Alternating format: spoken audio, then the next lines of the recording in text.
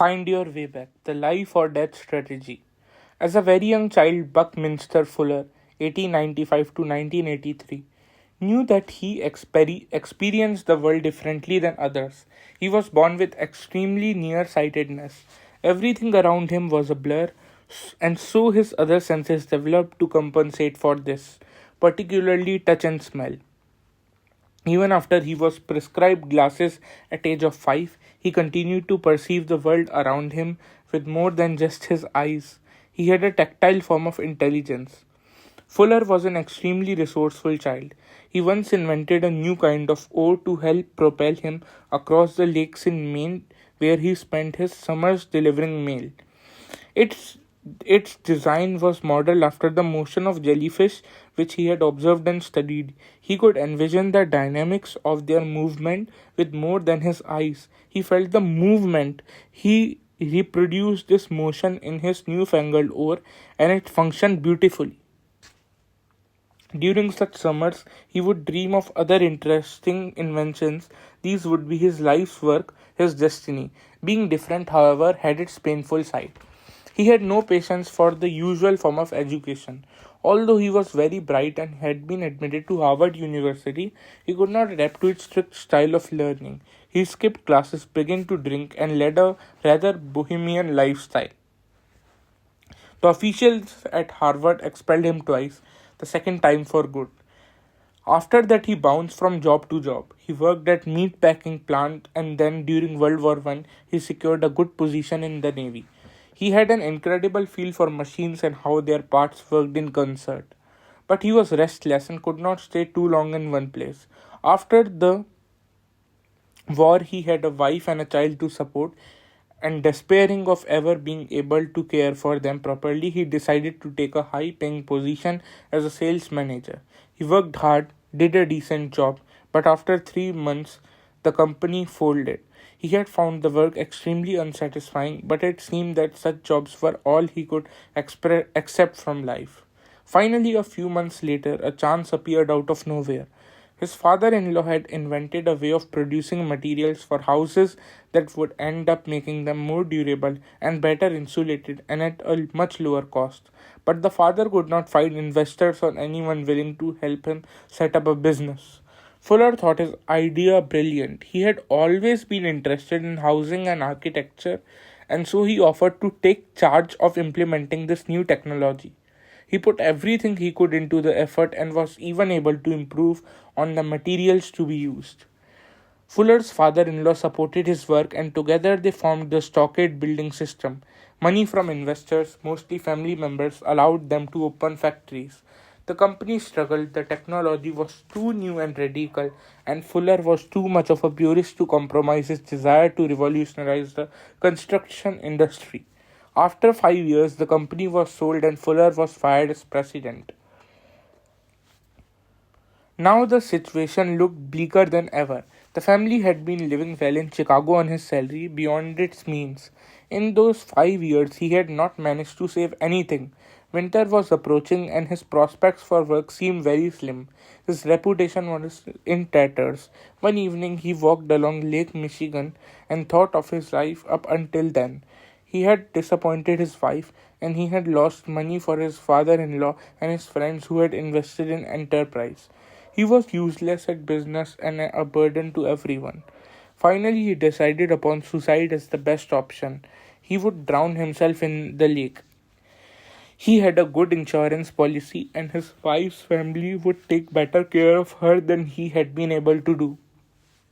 As he walked towards the water, he mentally prepared himself for death.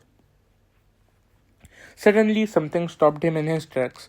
What he would describe later as a voice coming from nearby or perhaps from within him. It said, "From now on, you need never await temporal attestation to your thought. You think the truth. You do not have the right to eliminate yourself. You do not belong to you. You belong to universe. Your significance will remain forever obscure to you, but you may assume that you are fulfilling your role if you apply yourself to converting your experiences to the highest advantage of others." Never having heard voices before, Fuller could only imagine it as something real. Stunned by these words, he turned away from the water and headed home. On the way there, he began to ponder the words and to reassess his life now in a different light. Perhaps what he had perceived moments earlier as his mistakes were not mistakes at all. He had tried to fit into a world business in which he did not belong. The world was telling him this if he only listened. The Stockade experience was not at all a waste. He had learned some invaluable lessons about human nature. He should have no regrets. The truth was that he was different. In his mind, he imagined all kinds of inventions, new kinds of cars, houses, building structures that reflected his unusual perceptual skills. It struck him as he looked around at row after row of apartment housing on his way back that people suffered more from sameness and from inability to think of doing things differently than from non-conformity. He swore that from the moment on he would listen to nothing except his own experience, his own voice.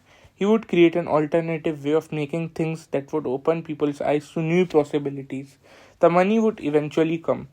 Whenever he thought of money first, disaster followed. He would take care of his family, but they would have to live frugally for the moment. Over the years, Fuller kept to this promise. The pursuit of his peculiar ideas led to the design of inexpensive and energy efficient forms of transportation and shelter, the Dymaxion car and Dymaxion house, and to the invention of the geodesic dome, a whole new form of architectural structure.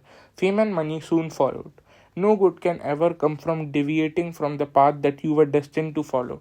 You will be assailed by varieties of hidden pain. Most often, you deviate because of the lure of money, of more immediate prospects of prosperity. Because this does not comply with something deep within you, your interest will lag and eventually the money will not come so easily. You will search for other easy sources of money, moving further and further away from your path. Not seeing clearly ahead of you, you will end up in a dead end career. Even if your material needs are met, you will feel an emptiness inside that you will need to fill with any kind of belief system, drugs, or diversions. There is no compromise here, no way of escaping the dynamic. You will recognize how far you have deviated by the depth of your pain and frustration. You must listen to the message of this frustration, the pain, and let it guide you as clearly as Fuller's voice guided him. It is a matter of life and death. The way back requires a sacrifice. You cannot have everything in the present. The road to mastery requires patience. You will have to keep your focus on 5 or 10 years down the road when you will reap the rewards of your efforts. The process of getting there, however, is full of challenges and pleasures. Make your return to the path a resolution you set for yourself and then tell others about it. It becomes a matter of shame and embarrassment to deviate from this path. In the end, the money and success that truly last come not to those who focus on such things as goals, but rather to those who focus on mastery and fulfilling their life task. Reversal. Some people do not become aware of inclinations or future career paths in their childhood, but instead are made painfully aware of their limitations. They are not good at what others seem to find easy or manageable. The idea of a calling in life is alien to them. In some cases, they internalize the judgments and criticism of others and come to see themselves as essentially deficient. If they are not careful, this can become a self fulfilling prophecy. Nobody faced this fate more powerfully than Temple Grandin.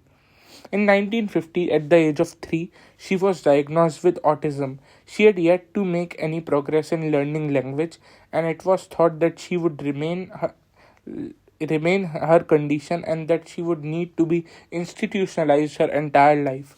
But her mother wanted to try one last option before giving up.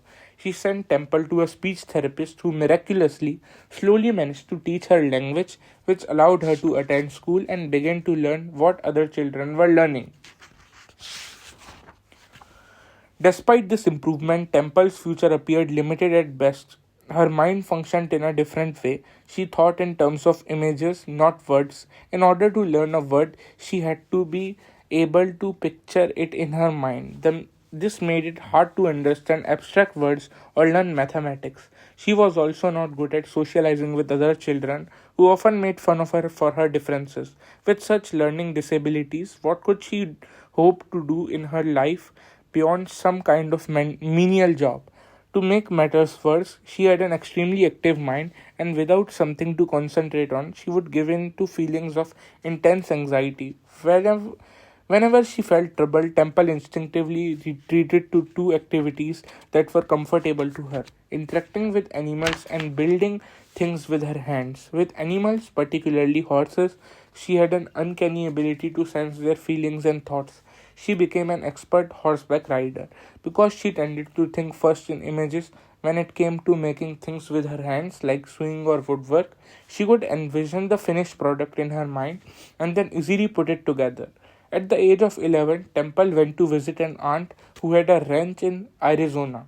Then she realized that she had an even greater sense of empathy for cattle that, than she did for horses. One day, she watched with particular interest as some of the cattle were placed in squeeze chute that pressed them on the sides to relax them before their vaccination shots. Throughout her childhood, Temple had had the desire to be held tightly but could not stand being held by an adult. She felt like she had no control in such a situation and would panic. She pleaded with her aunt to allow her to put into the squeeze device herself. The aunt agreed, and for 30 minutes, Temple gave into the feeling of pressure she had always dreamed of. Once it was over, she felt an enormous sense of calmness. After that experience, she became obsessed with the machine and several years later managed to build her own primitive version of it that she could use at home. Now she was obsessed with the subject of cattle, squeeze chutes, and the effect of touch and pressure on autistic children. In order to satisfy her curiosity, she had to develop reading and researching skills. Once she did, she found that she had unusually high powers of concentration. She could not read for hours on one subject without getting the slightest bit bored. She could read for hours on one subject without getting the slightest bit bored. Her research slowly expanded into books on psychology, biology, and science in general. Because of the intellectual skills she had developed, she was admitted into a university. Her horizons were slowly expanding. Several years later, she found herself pursuing a master's degree in animal sciences at Arizona State University.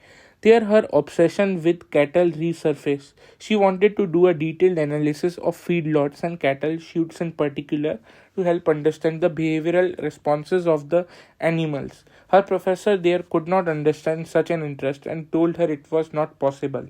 Never being one to take no for an answer, she found professors in another department who would sponsor her. She did her study and in the process finally caught a glimpse of her life's task. She was not destined for a life in the university. She was practical person who liked to build things and yet needed constant mental stimulation. She decided she would carve out her own peculiar career path. Starting off freelance, she offered her services to various ranches and feedlots, designing cattle chutes that were much more suited to the animals and more efficient. Slowly, with her visual sense of design and engineering, she taught herself the rudiments of business. She expanded her services to designing more humane slaughterhouses and systems for managing farm animals. With this career solidly in place, she proceeded to go further. She became a writer. She returned to the university as a professor. She transformed herself into a gifted lecturer on animals and autism. Somehow she managed to overcome all of seemingly insurmountable obstructions in her path and find her way to lifestyles that suited her to perfection. When you are faced with deficiencies instead of strengths and inclinations, this is the strategy you must assume. Ignore your weaknesses and resist the temptation to be more like others. Instead, like Temple Grandin, direct yourself towards the small things that you are good at. Do not dream or make do not dream or make grand plans for the future, but instead concentrate on becoming proficient at these simple and immediate skills. This will bring you confidence and become a base from which you can expand to other pursuits. Proceeding in this way, step by step, you will hit upon your life's task. Understand, your life task does not always appear to you through some grand or promising inclination. It can appear in the guise of your deficiencies, making you focus on the one or two things that you are inevitably good at. Working at these skills, you learn the value of discipline and see the rewards you get from your efforts. Like a lotus flower, your skills will expand outward from a center of strength and confidence. Do not envy those who seem to be naturally gifted. It is often a curse, as such types rarely learn the value of diligence and focus, and they pay for this later in life. This strategy applies as well to any setbacks and difficulties we may experience. In such moments, it is generally wise to stick to the few things we know and do well and to re-establish our confidence. If someone like Temple Grandin, with so much against her at birth, can find her way to life's tasks and to mastery, it means it must be a power accessible to us all. Sooner or later, something seems to call us onto a particular path. You may remember this something as a signal calling in childhood when an urge out of nowhere, a fascination, a peculiar turn of events struck like an annunciation. This is what I must do. This is what I have got to have. This is who I am. If not this vivid and sure, the call may have been more like gentle pushings in the stream in which you drifted unknowingly to a particular spot on the bank. Looking back, you sense that fate had a hand in it. A calling may be postponed, avoided, intermittently missed. It may also possess you completely. Whatever eventually it will out, it makes its claim. Extraordinary people display calling most evidently. Perhaps that's why they fascinate. Perhaps too they are extraordinary because their calling comes through so clearly and they are so loyal to it. Extraordinary people bear the better witness because they show what ordinary mortals simply can't. We seem to have less motivation and more distraction, yet our destiny is driven by the same universal engine. Extraordinary people are not a different category, the workings of this engine in them are simply more transparent. James Hillman.